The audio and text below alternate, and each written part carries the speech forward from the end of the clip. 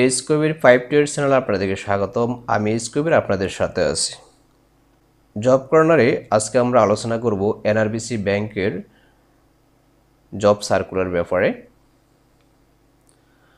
তো NRBC bank বর্তমানে 3টা ক্যাটাগরিতে জব সার্কুলার প্রকাশ করেছে। তো আমরা সেই 3টা ক্যাটাগরির জব সার্কুলারে কী কী তথ্য দেওয়া আছে সেটা নিয়ে আলোচনা করব এবং সেখানে কীভাবে আবেদন করতে হবে সেটা নিয়ে আলোচনা করব। আপনি যদি আমার চ্যানেলে প্রথম হয়ে থাকেন বা আমাকে প্রথম শুনে থাকেন তাহলে অবশ্যই চ্যানেলটা সাবস্ক্রাইব করে রাখুন, কারণ আমরা প্রতিনিয়ত এখানে নতুন নতুন ভিডিও আপলোড করে থাকি যা আপনাদের উপকার আসবে। আর যদি ইতিমধ্যে আপনি সাবস্ক্রাইব করে থাকেন তাহলে আপনাকে অসংখ্য অসংখ্য ধন্যবাদ। তো চলুন শুরু করা যাক। আমরা কম্পিউটার স্ক্রিনে চলে আসলাম। আমরা সর্বপ্রথম এনআরবিসি ব্যাংক যে সার্কুলার দিয়েছে অর্থাৎ জব সার্কুলার দিয়েছে সেই জব সার্কুলারটা পড়ে নিব। তো এনআরবিসি ব্যাংকের প্রাথমিক পরিচিতি এখানে দেওয়া হয়েছে সর্বপ্রথম। এরপরে যে পোস্টে নিয়োগ দেবে সেই পোস্টগুলোর বর্ণনা এখানে দেওয়া আছে। যে সর্বপ্রথম হচ্ছে শিক্ষানবিশ কর্মকর্তা, তারপর হচ্ছে ফিল্ড অফিসার বা ইউনিট ইনচার্জ বা এরিয়া ম্যানেজার, এরপর হচ্ছে ইন্টার্নশিপ। তো প্রত্যেকটার পোস্টের জন্য আলাদা আলাদা শিক্ষাগত যোগ্যতা এবং অন্যান্য শর্তাবলী প্রয়োগ করা হয়েছে, এখানে দেওয়া হয়েছে। তো শিক্ষানবিশ কর্মকর্তার জন্য যে শিক্ষাগত যোগ্যতা লাগবে সেটা হচ্ছে স্বনামধন্য শিক্ষা প্রতিষ্ঠান হতে স্নাতক বা স্নাতকোত্তর ডিগ্রিতে সিজিপিএ 4 স্কেলে ন্যূনতম 3 অর্জন করতে হবে। এরপরে বলা হয়েছে যে এসএসসি এবং এইচএসসিতে সিজিপিএ 5 স্কেলের ন্যূনতম 4 অর্জন করতে হবে এবং কোনো পরীক্ষায় তৃতীয় বিভাগ গ্রহণযোগ্য হবে না। এটা হচ্ছে শিক্ষাগত যোগ্যতা। এবং অন্যান্য যোগ্যতার মধ্যে যা আছে বা শর্তাবলীর মধ্যে যা আছে সেটা হচ্ছে যে এমএস ওয়ার্ড, এমএস এক্সেল এবং MS power point, internet, email ব্যবহার এবং বাংলা লেখার দক্ষতা থাকতে হবে। প্রার্থীর বয়স 28 ফেব্রুয়ারি 2022 তারিখে সর্বোচ্চ 30 বছর এবং মুক্তিযোদ্ধা সন্তানদের জন্য সর্বোচ্চ 32 বছর। আবেদনকারীকে বাংলাদেশের নাগরিক হতে হবে। বাংলাদেশের যে কোনো স্থানে কাজ করার মনোভাব থাকতে হবে। ন্যূনতম 3 বছর সেবা প্রদানে প্রতিশ্রুতিবদ্ধ হতে হবে। শিক্ষানবিশ সময়কাল 2 বছর। বেতন দেওয়া হয়েছে যে 26,000 থেকে শুরু করে 40,000 পর্যন্ত শিক্ষানবিশ সময়কালে। এরপরে ফিল্ড অফিসার, ইউনিট ইনচার্জ বা এরিয়া ম্যানেজার পদে যে শিক্ষাগত যোগ্যতা প্রয়োজন সেটা হচ্ছে যে কোনো বিষয়ে স্নাতক বা স্নাতকোত্তর ডিগ্রি অর্জন। আর্থিক প্রতিষ্ঠান বা অব্যাংকিং আর্থিক প্রতিষ্ঠান, ক্ষুদ্র ঋণ দানকারী প্রতিষ্ঠান, ক্ষুদ্র এবং কুটির শিল্প, এনজিও এবং অন্যান্য উন্নয়নমূলক প্রতিষ্ঠানের ন্যূনতম 1 বছরের কাজের অভিজ্ঞতা আবশ্যক। আর এখানে বেতনের সম্পর্কে বলা হয়েছে যে আলোচনা সাপেক্ষে বেতন নির্ধারণ করা হবে। এবং সর্বশেষ যে পোস্ট আছে সেটা হচ্ছে ইন্টার্নশিপ। এখানে বলা হয়েছে যে BSc, BBA, BA, BSS, BCom honours ফলাফল অপেক্ষমান যদি হয় তাহলে তারা এখানে আবেদন করতে পারবেন। এবং বলা হয়েছে যে এসএসসি এবং এইচএসসিতে সিজিপিএ 5 স্কেলে ন্যূনতম 4 অর্জন করতে হবে এবং সম্মানী দেওয়া হবে 10,000 টাকা এবং এটার মেয়াদ হবে 3 মাস।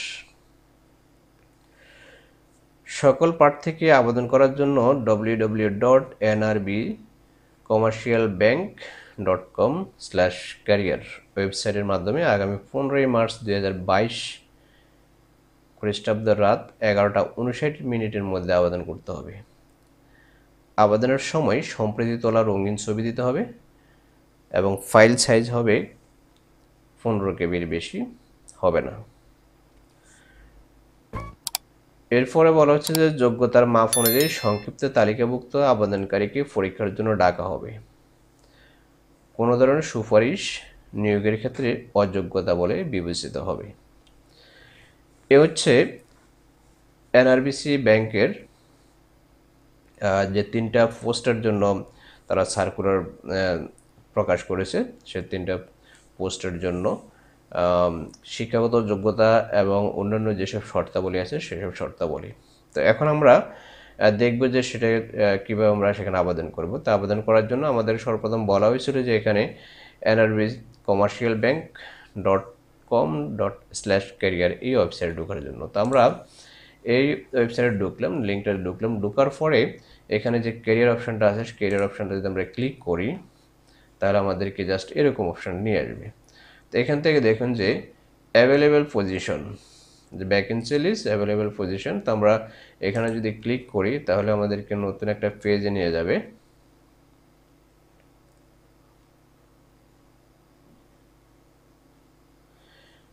তো নতুন পেজে নিয়ে আসলো। তো এখানে যদি আপনার NRBC ব্যাংকের যদি পূর্বে কখনো রেজিস্ট্রেশন করা থাকে তাদের ই ব্যাংকিং সিস্টেমে, তাহলে আপনি আপনার কাছে যদি ট্র্যাকিং আইডি অথবা ইউজার আইডি থাকে তাহলে আপনি সেটা প্রয়োগ করে পাসওয়ার্ড দিয়ে আপনি লগ ইন করতে পারবেন।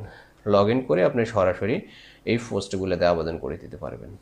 আর যদি আপনার ওরকম রেজিস্ট্রেশন পূর্বে করা না থাকে, নতুন ইউজার থাকেন, তাহলে আপনাকে এখানে new user click to register, এখানে যে রেজিস্টার অপশানটাতে ক্লিক করতে হবে। অথবা যদি আপনার আগে রেজিস্ট্রেশন করা আছে কিন্তু আপনার পাসওয়ার্ড ভুলে গেছেন অথবা ট্র্যাকিং নাম্বার ভুলে গেছেন, তাহলে আপনাকে ফরগেট ট্র্যাকিং নাম্বার বা ইউজার আইডি বা পাসওয়ার্ড এখানে ক্লিক করলেই আপনি সেই ইউজার পাসওয়ার্ড এবং ট্র্যাকিং নাম্বার আপনি রিউদ্ধার করতে পারবেন। ওকে, এখানে কারেন্ট ভ্যাকেন্সি আমরা যে 3টা পোস্ট সম্পর্কে একটু আগে সার্কুলারে দেখলাম, সেই 3টা ভ্যাকেন্সির এখানে দেওয়া আছে, যে training officer, training assistant officer এবং ট্রেনিং জুনিয়র অফিসার, তারপর ইন্টার্নশিপ এবং ফিল্ড অফিসার, ইউনিট ইনচার্জ আর এরিয়া ম্যানেজার। এই 3টা পোস্ট সম্পর্কে এখানে ভিউতে ক্লিক করলে জাস্ট আমাদেরকে ওই সার্কুলারটাতে নিয়ে যাবে। এই সার্কুলারটা নিয়ে আসছে। ওকে, এরপরে এখানে বলছে স্পেশাল ইনস্ট্রাকশন দেওয়া আছে যে if you think you are capable enough you may apply our offered post. আপনি যদি মনে করেন যে ক্যাপাবল বা আপনি যোগ্যতা সম্পন্ন, তাহলে আপনি এখানে তাদের যে অফার আছে সেই অফারে অ্যাপ্লাই করতে পারবেন। তারপরে স্টেপ রয়েছে get register to apply, save tracking number and password for future use, update CV, apply for post. অর্থাৎ আপনি রেজিস্ট্রেশন করবেন, রেজিস্ট্রেশন করে ট্র্যাকিং নাম্বার এবং পাসওয়ার্ড নেবেন, এরপরে আপনি সিভি আপডেট করবেন, তারপর আপনি সেটার জন্য যে চাকরির জন্য অ্যাপ্লিকেশন করবেন। ওকে, তো আমরা যদি নতুন ইউজার হয় তাহলে সেখানে আমরা কিভাবে রেজিস্ট্রেশন করব সেটার জন্য আমরা এখন রেজিস্ট্রেশনে ক্লিক করব। রেজিস্ট্রেশনে ক্লিক করার পর জাস্ট দেখুন অ্যাপ্লিকেশন রেজিস্ট্রেশন, অ্যাপ্লিক্যান্ট রেজিস্ট্রেশন। তো এখানে প্রথম চলে আসছে অ্যাপ্লিক্যান্টস নেম, আপনি আপনার নাম লিখবেন, আপনার সার্টিফিকেটে যেভাবে আছে ফাদার্স নেম বা husbands name, mother's name, mobile number, অবশ্যই সচল মোবাইল নাম্বার দেবেন এবং ইমেল আইডি দিবেন। এরপরে সে মেলিং অ্যাড্রেস, অর্থাৎ আপনার বর্তমান যে ঠিকানাতে চিঠিপত্র আদান প্রদান করা যাবে সেই ঠিকানা। তারপরে হচ্ছে জন্ম তারিখ, জেন্ডার, ন্যাশনালিটি নাম্বার, তারপরে এখানে বয়স অটোমেটিক বাইরে হয়ে যাবে, যদি এখানে তারিখটা আপনি জন্ম তারিখটাই দিয়ে দেন তাহলে বয়স এখানে বাইরে হয়ে যাবে।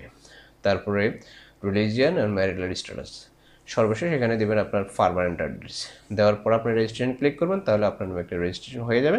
তখন আপনাকে একটা ট্র্যাকিং নাম্বার এবং একটা পাসওয়ার্ড দেওয়া হবে, যেটা দিয়ে আপনি প্রবেশ করে আপনার সিভি আপডেট করতে পারবেন। অর্থাৎ আপনার শিক্ষাগত যোগ্যতা সহ যত যোগ্যতা আছে সেই যোগ্যতাগুলো সেখানে এন্ট্রি দিয়ে আপনি সেটাকে সিভি আপডেট করবেন। সিভি আপডেট করার পরে আপনি সেটাকে আপনার এখানে যে পোস্টগুলো আছে সেই পোস্টগুলোতে আপনি অ্যাপ্লাই করে দিতে পারবেন।